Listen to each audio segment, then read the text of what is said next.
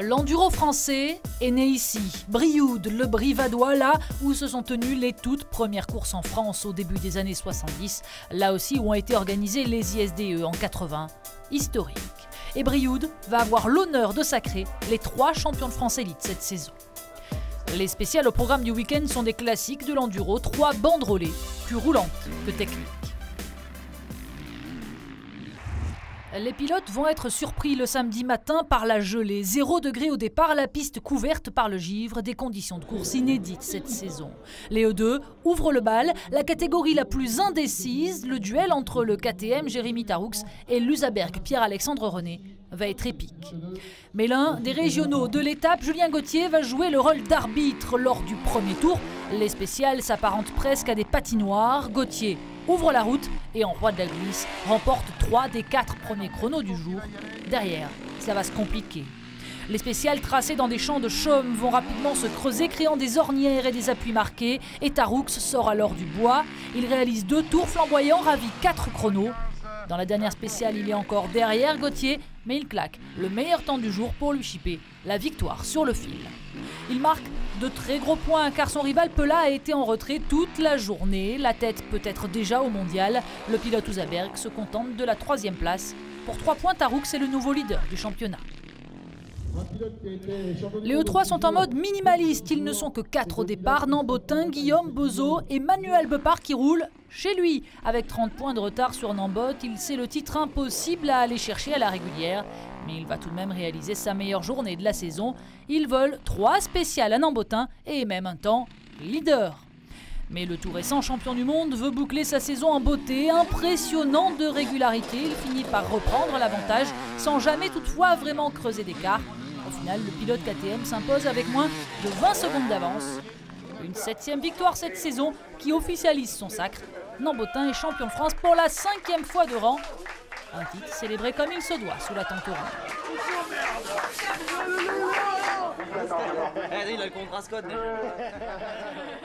Champion de France, champion du monde, le trophée en équipe avec champion du monde par équipe et le scratch au 6 jours. Donc c'est vraiment, je suis super content de cette saison. Maintenant, voilà, je suis quelqu'un qui reste bien cool. L'année prochaine est une autre saison, donc je vais essayer de savourer cette belle saison et me remettre au boulot d'ici la fin de l'année.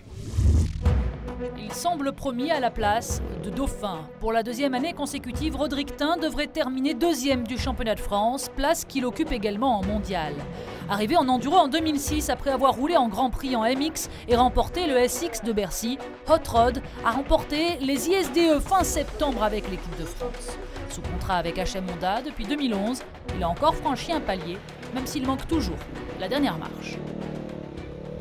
On est déçu quand on fait 2e au France, 2e au mondial, champion du monde au 6 jours. Et on est déçu, ça veut tout dire. Ça veut dire effectivement qu'il n'y a que la première place qui compte. Rodrigue se bat pour le podium. Donc Rodrigue est un pilote qui a souffert aussi, blessure au dos là, mais qui est revenu en forme et qui va tout donner pour monter sur le podium à cette épreuve et pour compléter le succès des podiums de HM cette année. Sur le France, Michel Merel gère également son école de pilotage, un vrai centre de formation qui a une fois de plus trusté les podiums et les titres dans les catégories Espoir et 50. Le team EC2M découvrira le mondial l'an prochain et aimerait conserver Rodrigue au sein de la structure. Pour l'instant, rien n'est fait, mais les négociations sont en cours. Mathématiquement, le pilote Honda peut encore être sacré ce week-end, mais personne n'est dupe. Méo a 30 points d'avance et Rodrigue veut avant tout consolider sa 2e place et terminer le championnat sur une bonne note. C'est mal parti, comme souvent le samedi, il est en retrait en début de journée et devra se contenter de la 3e place du jour. C'est un revenant qui se met en valeur. Marc Bourgeois n'a repris la moto que 15 jours auparavant, après 5 mois d'arrêt suite à une lourde chute au Grand Prix d'Espagne. Mais après un excellent premier tour, il pointe en tête. Fabien Planet, lui, dit définitivement adieu à son titre de champion de France. Dans le coup, lors des 2 premières spéciales, il craque ensuite et termine la journée 4e. Il faisait trop froid pour lui. Le matin, de son propre aveu, Antoine Méo a reconnu avoir été gêné par la température glaciale du premier tour. Il accélère enfin lorsque les degrés remontent et que la piste se creuse. Toujours sur sa 125 de temps, le Provençal ne remporte que 2 chronos, mais il profite du manque de coffre de Marc Bourgeois pour lui souffler la victoire dans l'avant-dernière spéciale. Comme son coéquipier Christophe Nambotin, il est sacré champion de France, son 3e titre national. Comme Nambotin, il a droit à sa douche au champagne.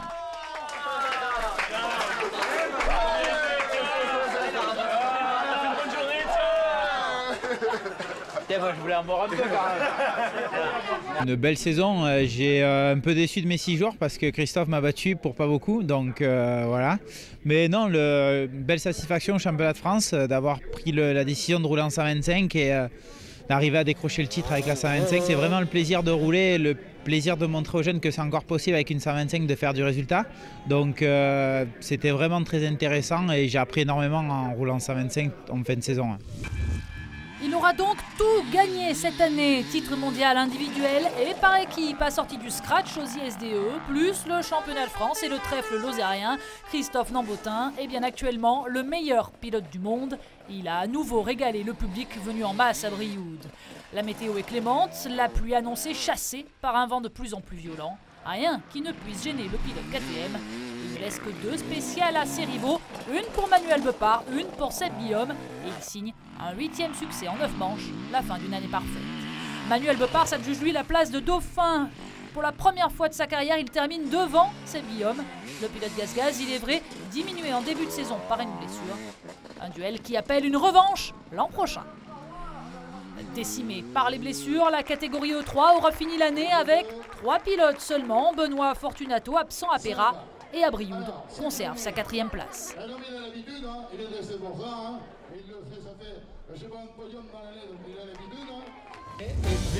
Cherco a donc officiellement dit adieu à son titre de champion de France à Brioude. Sans surprise, après une très belle saison l'an passé, Fabien Planet a eu plus de mal face aux 2 cadors du mondial que sont Antoine Méo et Rodrigue Tin. Le clan bleu reste donc positif et tourné vers l'avenir. L'ancien crossman Anthony Boissière a signé un contrat avec le constructeur français et il n'est pas la seule recrue. On s'agrandit, on a signé un deal avec Pulsion, donc il va conserver Julien Gauthier. On va aussi avoir Anthony Boissière donc, qui sera dans ce team Motopulsion. Fabien lui roulera avec la 2 temps.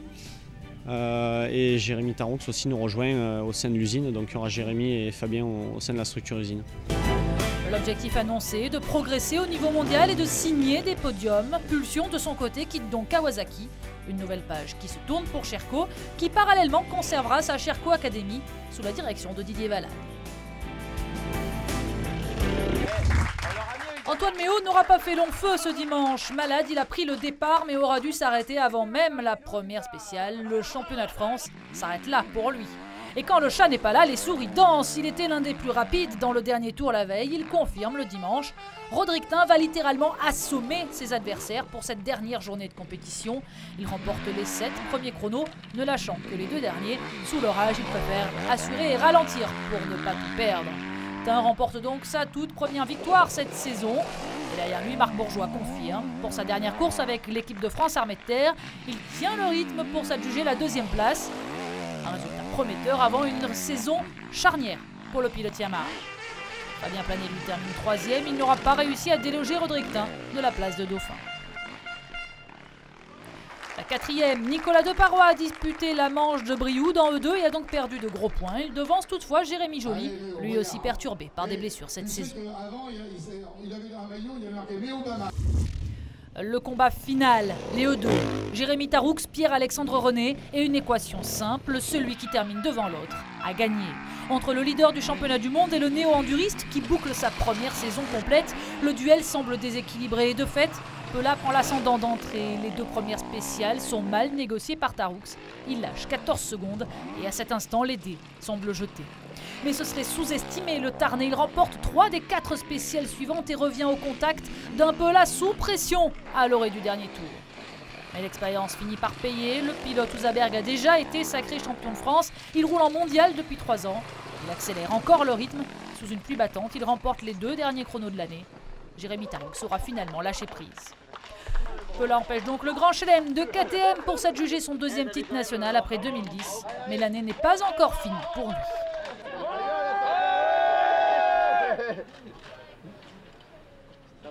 Hier j'ai lâché un peu et puis aujourd'hui voilà, il n'y avait plus de calcul à faire, c'était à fond et pas aller à la faute et voilà, ça l'a fait et je suis content. Il me manque le gâteau, là j'ai la cerise. La semaine prochaine, si j'arrive à décrocher le titre, j'aurai réussi à faire le triplé, donc j'espère. Pour sa 2e course seulement en E2, Nicolas Deparois signe la 3e place, loin devant le grand perdant du jour, Julien Gauthier, pénalisé de 2 minutes pour avoir pointé à l'avance et qui termine 10e. Une erreur qui ne le prive toutefois pas de la 3e place du classement derrière René et Taroux. Il devance les 2 sociétaires armés de terre, Antoine Basset et Alexandre Kerrer. Le champion de France junior Mathias Bellino n'aura pas beaucoup roulé ce week-end. Après une chute sur la tête samedi matin, il est sonné et préfère arrêter là. Romain Barberger et Guillaume Gagnou en profitent pour remporter chacun une manche et Swan Servageant pour consolider sa 3e place au classement général. Mais tous auront eu une pensée pour Kevin Romer, 2e du championnat mais gravement blessé aux ISDE et toujours hospitalisé en Allemagne. Un poignant hommage lui a été rendu sur le podium. Après avoir laissé le titre l'an passé à Husqvarna, KTM récupère son bien au classement constructeur avec le sacre de Méo et Nambotin et la 2e place de Taroux. La firme autrichienne boucle une saison quasi parfaite. Elle devance Souzaberg et Kawasaki. Il est temps désormais de penser à la saison 2013 avec un changement d'air en perspective. Le Limousin pour ouvrir, le Pays Basque, puis le Doubs, avant une finale à Langogne. Les pilotes vont voir du pays.